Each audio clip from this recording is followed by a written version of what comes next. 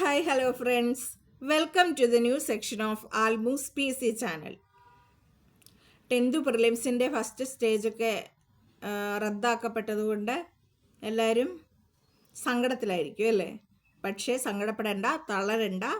പരാജയം വിജയത്തിൻ്റെ മുന്നോടിയാണ്. നമുക്കിതിൽ എളുപ്പമുള്ള ക്വസ്റ്റ്യൻ പേപ്പർ ആയിരിക്കും കിട്ടുക. അപ്പം ഓഗസ്റ്റ് 1-ാം തീയതി അടുത്ത ഘട്ടം നടക്കുകയാണ്.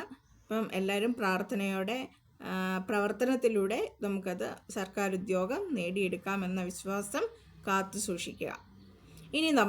ഇനി വരാൻ പോകുന്ന പരീക്ഷകളിലൊക്കെ ചോദിക്കാൻ സാധ്യതയുള്ള ചോദ്യങ്ങളെ പറ്റിയും ആ ടോപ്പിക്കുകളെ പറ്റിയൊക്കെ നമുക്കൊന്ന് നോക്കാം.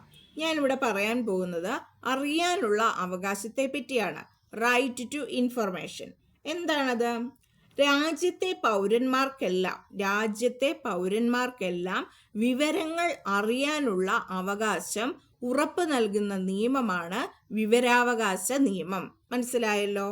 ഇനി ഈ വിവരാവകാശ നിയമം ഇന്ത്യൻ പാർലമെന്റ് പാസ്സാക്കുന്നത് 2005 ഇതിന് പ്രേരകമായ ഒരു സംഘടനയുണ്ടായിരുന്നു. ആ സംഘടനയുടെ പേരാണ് മസ്ദൂർ കിസാൻ ശക്തി സംഘടൻ.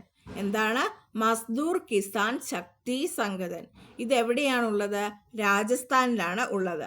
ഞാൻ ഈ പറഞ്ഞ 2 പോയിന്റും ആവർത്തിച്ച് PSCയിൽ ചോദിച്ചിട്ടുണ്ട്. ഇനി ഈ മസ്ദൂർ കിസാൻ ശക്തി സംഘടൻ ആരംഭിച്ചത് ആരാണ്? അരുണ റോയ് ആണ്, 1987. ഇനി വിവരാവകാശ നിയമം എന്തിനു വേണ്ടിയാണെന്ന് ചോദിച്ചാൽ, ഒന്നാമതായിട്ട് അഴിമതി നിയന്ത്രിക്കുന്നതിന്. അഴിമതി നിയന്ത്രിക്കുന്നതിന്. പിന്നെയോ ഉദ്യോഗസ്ഥർക്ക് ഒരു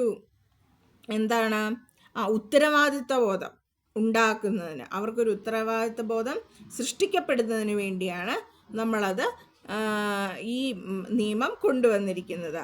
ഇനിയോ ഗവൺമെൻറ്റിൻ്റെ പ്രവർത്തനങ്ങൾ സുതാര്യമാക്കുന്നതിന്. അതാണ് ഞാൻ ആദ്യമേ പറഞ്ഞത്, അറിയാനുള്ള അവകാശം. ഗവൺമെൻറ് എന്തെങ്കിലും ഒരു പദ്ധതി ഇറക്കിയാലോ അല്ലെ, അതിൻ്റെ കൊണ്ടുള്ള ഗുണങ്ങൾ എന്തൊക്കെയാണ്, ദോഷങ്ങൾ എന്തൊക്കെയാണ്, ഇനി അങ്ങനെയുള്ള പദ്ധതികളെല്ലാം ആവിഷ്കരിച്ച് കഴിയുമ്പോൾ എന്തൊക്കെയാണ് അതിലുള്ളത് ഉറപ്പാക്കുന്നത് എന്നൊക്കെ അറിയാനായിട്ട് സാധാരണപ്പെട്ട നമ്മളെപ്പോലുള്ള ജനങ്ങൾക്ക് എന്താണ് അവകാശമുണ്ട്. ആ അവകാശമാണ് എന്തെന്ന് പറയുന്നത്? ഈ വിവരാവകാശ നിയമം എന്ന് പറയുന്നത്. അപ്പോൾ ഈ വിവരാവകാശ നിയമത്തിൽ നിന്ന് എന്ത് ചോദിച്ചാലും നമ്മൾ ഉത്തരം എഴുതും. വീഡിയോ കണ്ടുപോകാതെ സബ്സ്ക്രൈബ് ചെയ്ത് സപ്പോർട്ട് ചെയ്യുക. നല്ല വീഡിയോസുമായിട്ട് ഞാൻ വരുന്നതായിരിക്കും. അതോടൊപ്പം ഷെയർ ചെയ്യുക, കമൻറ്റ് ചെയ്യുക. Bye bye.